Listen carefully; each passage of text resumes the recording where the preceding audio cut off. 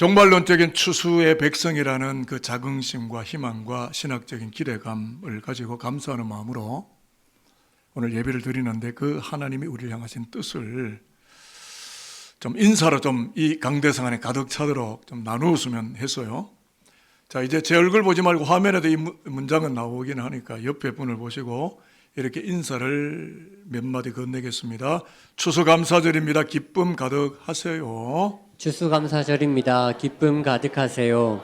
추수감사절입니다. 웃음 가득하세요. 추수감사절입니다. 웃음 가득하세요. 추수감사절입니다. 행복 가득하세요. 추수감사절입니다. 행복 가득하세요. 그래, 이 모든 것의 기초가 되는 인사는 이겁니다. 왜냐하면 당신은 천국의 알곡이니까요. 왜냐하면 당신은 천국의 알곡이니까요. 믿어지시나요? 고백이 여러분의 건 맞나요? 아멘이죠. 제가 추수감사주의를 준비하면서 어디에 갔겠습니까? 설교 제목을 보면 짐작하시는 분도 계실 수는 있는데, 제 부끄러운 이야기를 하려고 그럽니다. 목욕탕에 갔습니다. 추수감사절날 좀 씻고 좀 그죠? 정결하게 해서 나와야 되잖아요. 샤워기 부스 앞에 딱 서서 세안을 하려고 클렌징 폼을 쭉 짜서 손에 담은 다음에 제가 뭐 했는지 아실까요? 이게 샴푸인 줄로 착각하고 머리를 감다가 불과 2, 3초 안에 아차! 이거 얼굴 씻는 거지 하고는 클렌징 폼을 그는 헹궈버리고 클렌징 폼을 다시 손에 짜서 세안을 하고 샴푸로 다시 머리를 감으면서 감사를 했어요. 이게 그 클렌징 폼이에요. 이게 제 설교의 오늘 도구가 미디어인데, 이걸 보면서 제가 얼마나 감사했는지, 아직 내가 치매는 아니구나, 안 잊어버렸구나, 2, 3초 안에 이걸 다시 기억에 회복해냈구나. 이 때문에 제가 얼마나 감사했는지 몰라요.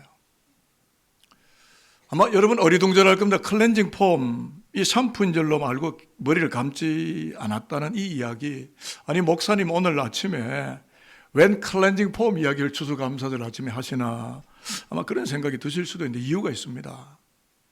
범사에 감사하는 것이 하나님의 뜻이라고 말씀을 우리가 하고 말씀을 나눈 것처럼, 불평, 불만, 얼굴 찡그리며 살다가 불평, 불만을 하게 되면서 마음에 품었던 죄악의 먼지나 또는 우리 성격적인 이 독성들의 이 찢기를 감사의 클렌징 폼으로 깨끗하게 세안하고 맑고 청결하게 되어져서 살아가는 하늘나라 추수될 백성들, 산돌인들 모두가 되기를 바라기 때문에 오늘 서두의 클렌징 폼 이야기를 먼저 나누게 되었다 합니다. 그래서 오늘은 좀 추수감사절인데 뭘 좀 할까, 성도들과 좀 특별한 시간을 가질까 하다가 클렌징 폼으로 우리의 마음과 영혼을 좀 닦아내면 좋겠다 하는 마음이 들어서 제가 산돌교회 4글자를 가지고 사행시를 작성해 왔거든요. 한번 들어볼 마음이 준비가 되셨을까요?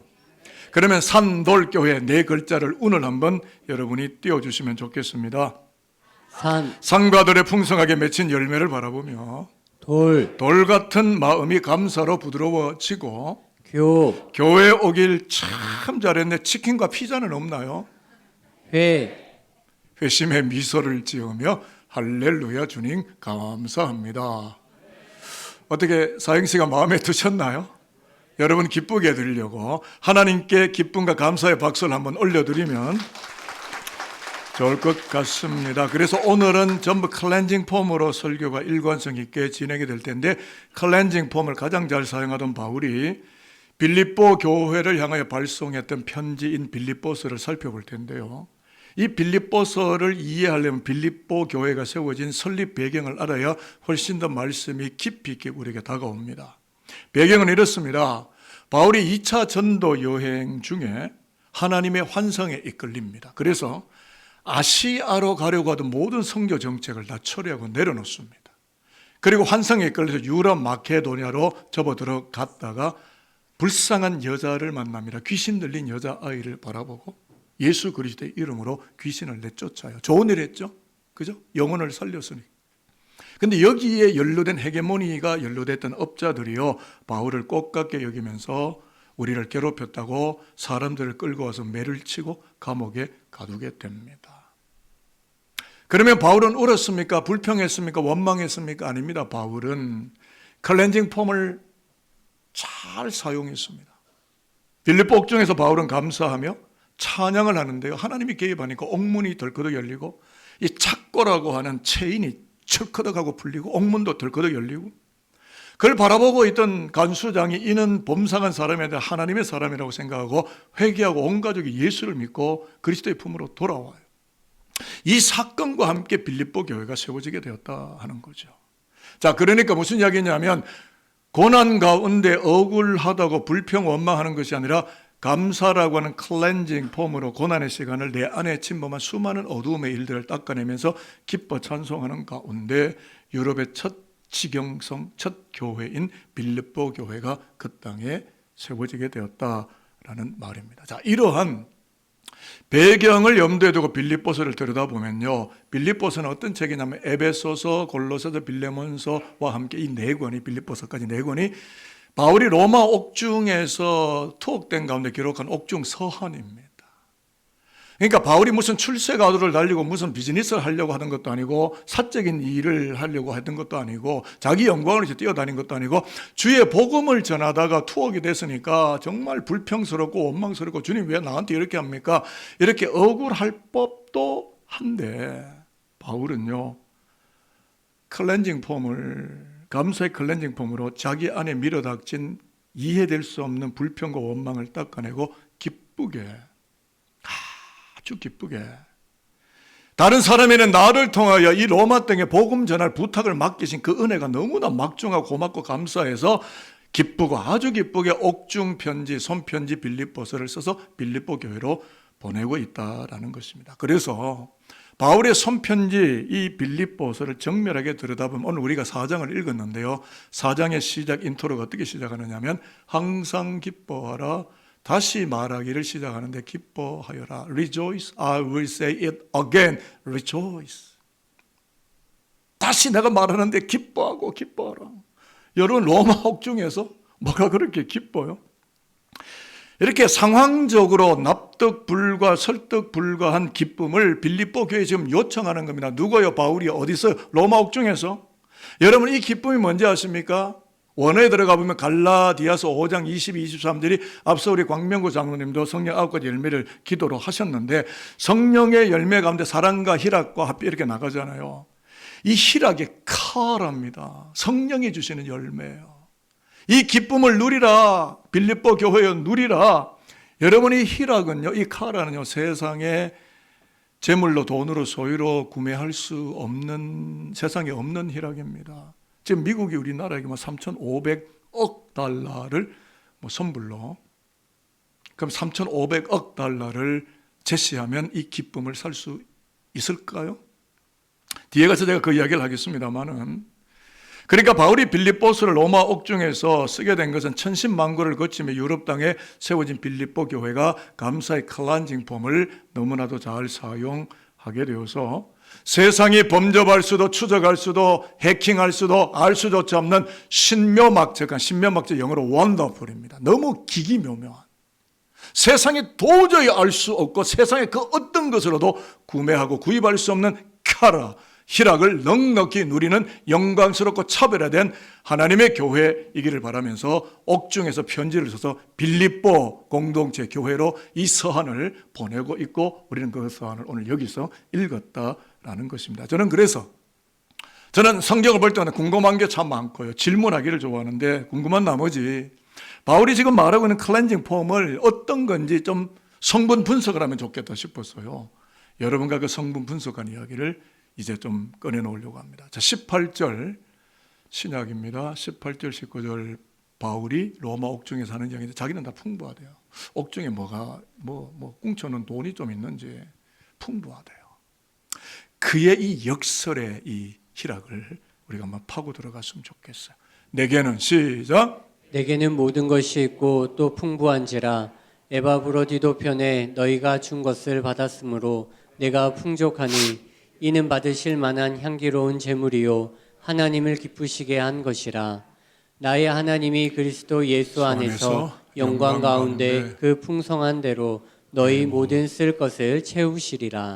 데살로니가 있을 때 너희가 한 번 두 번 나의 피로를 채웠는데 나는 이제 로마 옥중에 있는데 너희들이 나에게 피로를 채웠다. 바울은 끊임없이 풍부한지라 감옥에 풍부하지 않아요. 근데 무척 기뻐하고 있는 바울의 얼굴이 여러분에게 보이십니까? 바울이 사용하고 있는 클렌징 폼이 무엇인지 여러분 느껴지시나요? 에바브로디도가 바울에게는 클렌징 폼이었습니다. 무슨 뜻일까요? 제가 설명할게요. 지금 바울은요, 로마 감옥에 있잖아요. 그렇죠?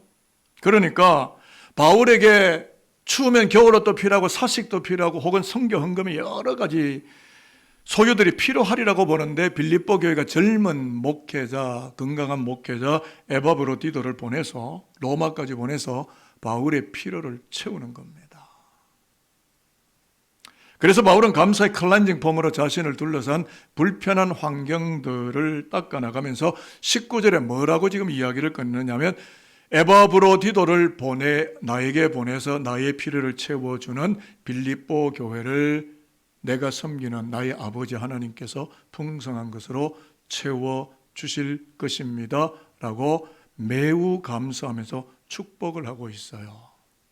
감옥 안에 있는 사람이 감옥 밖에 있는 교우들을 바라보며 감사의 영성으로 축복을 하는 것입니다. 이것은요, 세상은 할 수 없는 행위입니다. 돈이 없어지면 불평원망으로 찌들어버리는 게 세상이죠. 바울은 아무것도 없습니다. 갇혀있을 뿐이에요. prison, 감옥 안에 있습니다. 그런데 나는 풍부하다. 나는 당신들을 빌립보 교회를 하나님의 축복해 주시기를 바란다. 세상 기준으로 볼 때 로마 감옥에서 감사할 조건이 있었을까요? 여러분 신약 성경 전체에 기뻐하라 카라가 60번 나오는데요. 빌립보서가 4장밖에 안 되잖아요. 104구절 가운데 기뻐하라가 20번, 카라가 20번. 그러니까 5구절마다 한 번씩 언급이 되는데 이건 뭘 이야기하느냐면 세상은 여전히 모순이 존재하고 악이 존재하고 삶 속에는 고통이 얼룩덜룩 남아있겠지만 세상이 침범에 들어오지도 알 수조차도 없는 신묘막적한 카라, 성령이 주시는 희락을 힘껏 받아서 다운로드해서 누리는 빌립보 교회가 되어지므로 마게도냐 유럽 전역에 자랑가는 1등가는 희망이 되는 빌립보 교회로 든든히 서가도록 하라라고 하는 감사를 촉구하는 목회적 명령입니다. 여러분 목회자의 명령에 잘 순종하세요. 오후 예배 나오세요 하면 잘 순종하십니까? 수요 기도에 나오세요 하면 잘 순종하십니까? 목회적 명령, 감사하라는. 하나님을 향하여 감사의 노래를 벅차도록 부르라고 하는 이 목회적 명령에 빌립보 교회는 어떻게 했을까요? 응답했을 것입니다. 그래서 성경을 대하는 평생 목회자의 길을 걸어온 목회자로서 저는 이런 질문을 결국 하고야 말았습니다. 그 질문은 희락을, 행복을, 기쁨을 돈으로 살 수 있습니까? 답변을 하겠습니다. 여러분 어떻게 답변하실 겁니까? 의학계에서는 우리 몸의 슬픔과 불행을 느끼는 요소를 완화시키면 기뻐하고 행복할 거라고 생각을 하고 그 액을 들여서 메디케이션 약품을 개발했습니다. 공식 승인된 약품이 일라이릴리. 얼마 전에 TV에서도 이 제약회사 이름이 나왔는데요. 여기에서 출시된 프로젝이라고 하는 메디케이션 약품입니다. 신경전달 물질인 세로토닌을 조절한 약을 잘 복용하면 슬픔을 약화시키고 우울증을 치료하는 효과가 있다고 발표를 했습니다. 그래서 처음 시판되던 당시에 27억 달러, 우리나라 돈으로 약 40조 원의 경이적인 매출을 기록을 했고 지금까지 약 2,500만 명 이상, 아니 그보다 더 사람들이 복용을 했는데요. 결과는 어떻게 됐을까요? 역사적으로 부유한 권력층에 있었던 우울증에 시달린 영국 다이애나 황세자비 이미 돌아가셨습니다.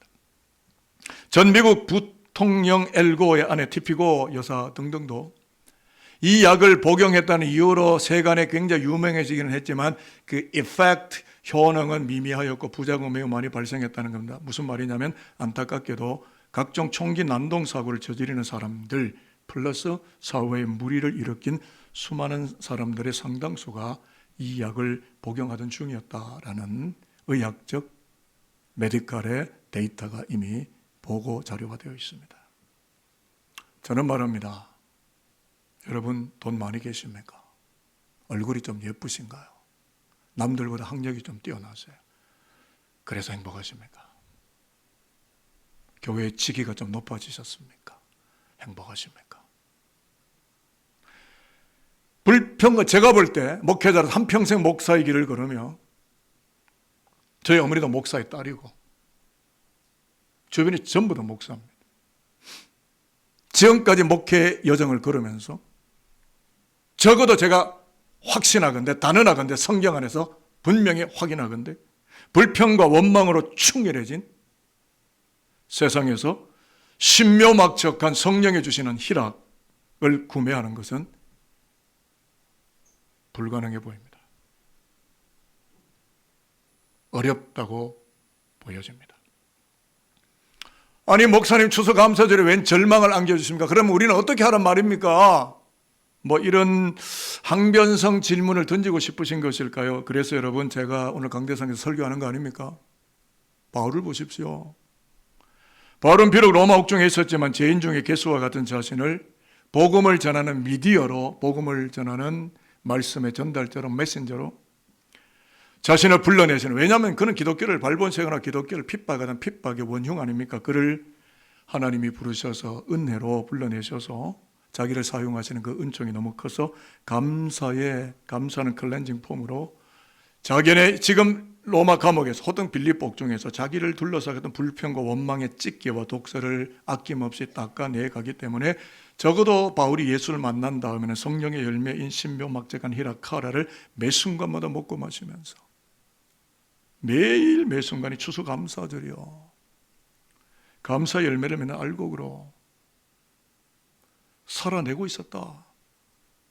여러분 조건이 얼마나 좋으면 감사하실까요? 어떤 상황이 주어지면 감사하실까요? 이 희락은요 조건 위에 있습니다. 제가 이제 그 이야기를 좀 하고 싶은데요.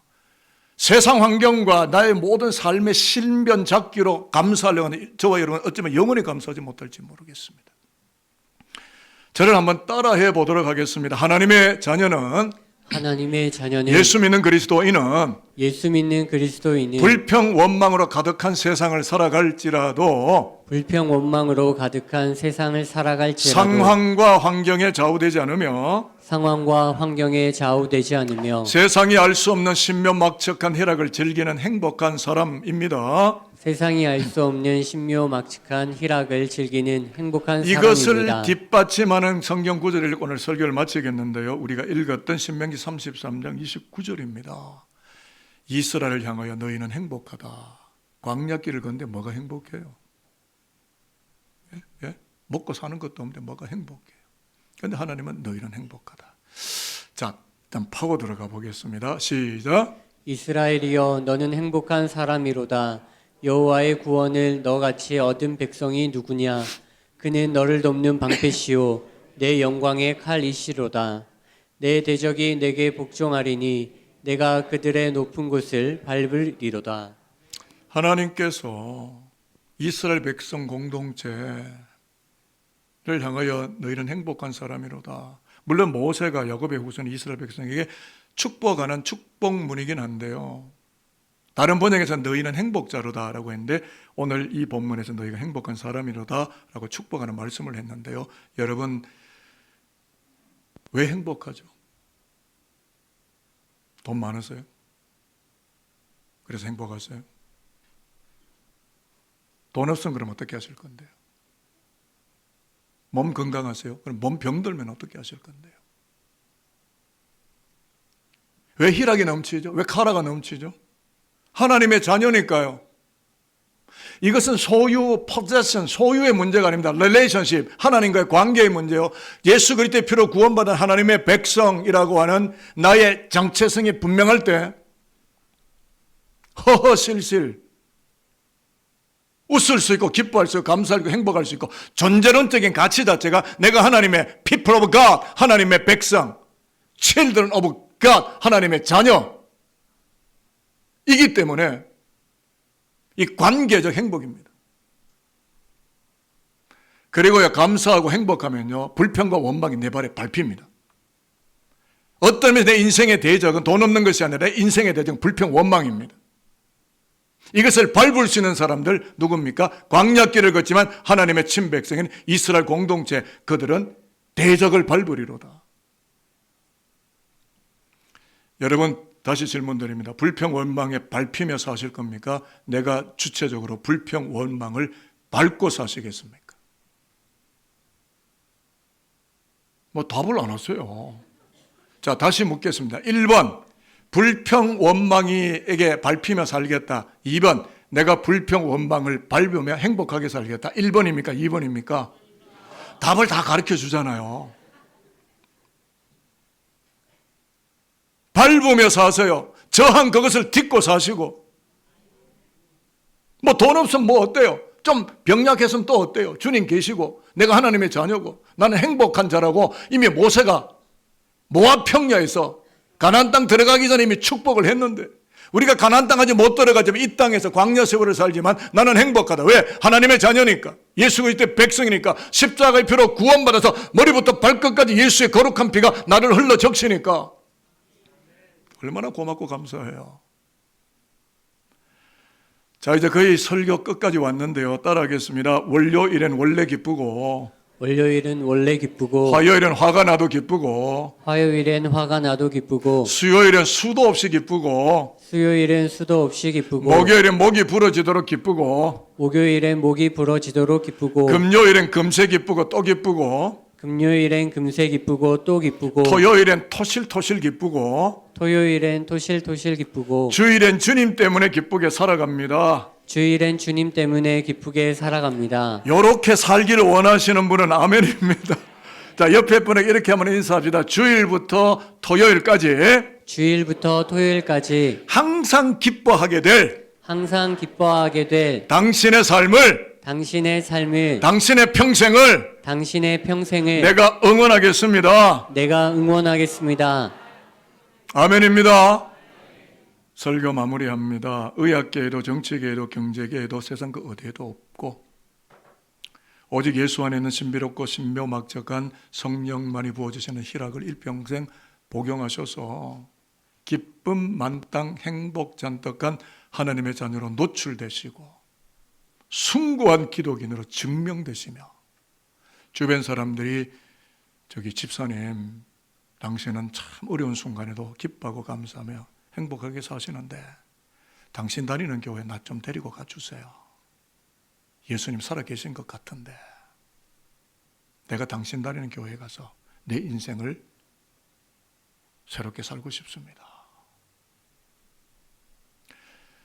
그렇게 살기를 결단하시는 분들은 손 들지 마십시오. 안 살 분들은 손 드십시오. 예, 다 사시는 줄로 믿고 그렇게 살아가는 여러분과 여러분의 삶의 현재가 되기를 주님 예수 그리스도의 이름으로 축복합니다.